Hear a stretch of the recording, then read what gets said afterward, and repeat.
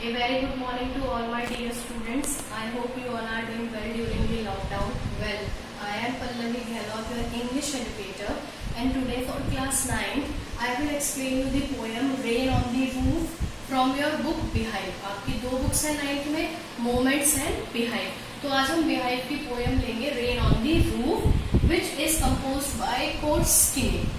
ये जो पोएम है बेसिकली इसका कंसेप्ट है नॉस्टैल्जिया. नॉस्टैल्जिया का मतलब क्या है? जैसे फेसबुक और इंस्टा वगैरह पे भी आप आजकल बड़ा एक्टिव होते हैं तो देखते होंगे कि नॉस्टैल्जिक फीलिंग, एक ऐसी फीलिंग जिसमें आपको कुछ पुरानी यादें आपके माइंड में आती हैं और आप उसमें खो जाते हैं. ये जो पोएम है इसमें जो पोएट है कभी वो उदास है कभी वो खुश है. क्यों? उसके मिक्स इमोशंस है कुछ अपनी यादों को याद करके. पहले तो आप सबको एक ऐसी फीलिंग आती होगी जब भी जो स्काई है वो डार्क क्लाउड से ढक जाती है और अचानक से आपको रेन का साउंड सुनाई देता है, तो वो फीलिंग बहुत अच्छी होती है, वो रिलैक्स करती है आपके माइंड को. ये जो पोएम है ये आपकी इसी थीम पे बेस्ड है, कैसे बारिश आती है और जो पोएट है उस बारिश को अपनी पुरानी यादों से कनेक्ट करता है. One by one I explain you line by line. When the humid shadows over all the starry spheres, and the melancholy darkness gently weeps in rainy tears. जब ह्यूमिड का मतलब होता है फुल ऑफ मॉइस्चर, जब गीला होता है कोई चीज. जब when the humid shadows hover, जब ये जो क्लाउड्स हैं ये आपके एयर में स्काई में आएंगे. Over all the स्टेरी spheres, स्टेरी spheres का मतलब है स्काई, तारों से टिमटिमाती हुई एक स्काई आसमान, और उसमें किसने कब्जा कर लिया? काले बादलों ने. एंड द मेलैंकोली डार्कनेस, और मेलैंकोली का मतलब है यहाँ पे उदास. ये जो उदासीनता वाली जो अंधेरा है, जेंटली वीप्स इन रेनी टेयर्स, ऐसा लगता है कि ये अपने साथ उदासी में आंसू लेके आई है in the form of rain, बारिश के रूप में. What a bliss to press the pillow of a cottage chamber bed.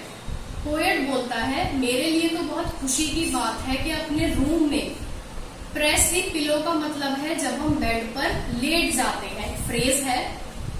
Of a cottage chamber bed, अपने बेडरूम के लिए वो बोलता है कि मेरे लिए तो बहुत ब्लिस है, ब्लेसिंग है, बहुत ही खुशनुमा माहौल है. कौन सा माहौल? Listening to the patter. Patter होता है जब बारिश की बूंदें गिरती है तो उसका जो साउंड है उसको वो सुनता है. Of the soft rain overhead, overhead मतलब टेरेस के ऊपर जो बारिश है वहां पे जो पैटर हो रहा है, जो बारिश की ड्रॉप्स है उनका साउंड पोएट के लिए बहुत ही ब्लेसिंग है, खुशनुमा बात है. Every tinkle on the shingles, tinkle का मतलब होता है छोटा छोटा साउंड जो बूंदों का आता है. कहाँ पर गिरने से? शिंगल्स, जो आपकी रूफ पर टाइल्स होती है, टाइल्स होती है ना, पत्थर होते हैं, टाइल्स होती है, मार्बल होता है, उनपे जो बारिश की आवाज आती है गिरने की. Has an echo in the heart, वो पोएट के दिल पर एक इको करती है. वैसे तो साइंस में इको का मतलब होता है sound of the reflection, Hindi में बोलते हैं आवाज गूंजना, तो वो आवाज गूंजती है पोएट के दिल में. And a 1000 dreary fancies into busy being start, और उसके माइंड में बहुत सारे ड्रीम्स और बहुत सारी विशेष वो आने लगती हैं. आप लोगों के साथ भी ऐसे ही होगा. सपोज बारिश होती है और आप विंडो साइड में बैठे हो तो आप भी एक ऐसे दुनिया में खो जाते हो जहाँ पे आपको सपने आते हैं. एंड ए 1000 रिकलेक्शंस, रिकलेक्शंस का मतलब है पुरानी यादें, पास्ट मेमोरीज. उसके दिमाग में एक तरह से वीव बुनने लगती हैं एयर थ्रेड्स. बोलते नहीं है हवा महल मत बना, या हवाई सपने मत दिखा, या हवाई किले मत बना, ऐसे कुछ हिंदी में बोलते हैं. तो उसके माइंड में वो ऐसे ही वीव करते हैं यादें, जैसे किसी कपड़े पे हम थ्रेड्स को वीव कर देते हैं. As a listen to the patter, और ये यादें उसके माइंड में कब आती हैं? जब वो पैटर उन ड्रॉप्स का साउंड सुनता है. कहाँ पर? रूफ पर. Now in memory comes my mother. अब ये तो जो पहले स्टेंजास थे ये सारे आपके खुशी वाले थे.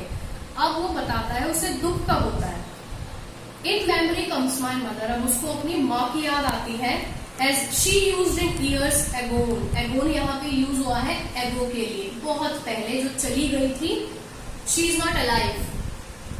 To regard the darling dreamers, वो क्या किया करती थी पहले, यहाँ पे रिगार्ड का मतलब है कंसीडर करना और डार्लिंग ड्रीमर्स का मतलब है उसके जो बच्चे थे, माँ के जो बच्चे थे। अब यहाँ ड्रीमर्स लिखा है तो पोएट अपने सिबलिंग्स की भी बात करता है। सिबलिंग्स होते हैं आपके भाई या बहन, तो वो याद करता है कैसे उसकी माँ अपने बच्चों के पास बैठी रहती थी, कब तक, ere she left them till the dawn, जब तक कि अगली सुबह ना हो जाती थी। dawn का मतलब है अगली सुबह, ere का मतलब है बिफोर, उससे पहले वो उठती नहीं थी। Oh I feel her fond look on me, और मुझे ऐसा लगता है ये जो बारिश है ये मुझे उनकी याद दिला रही है, ऐसा लगता है कि वो मुझे देख रही है।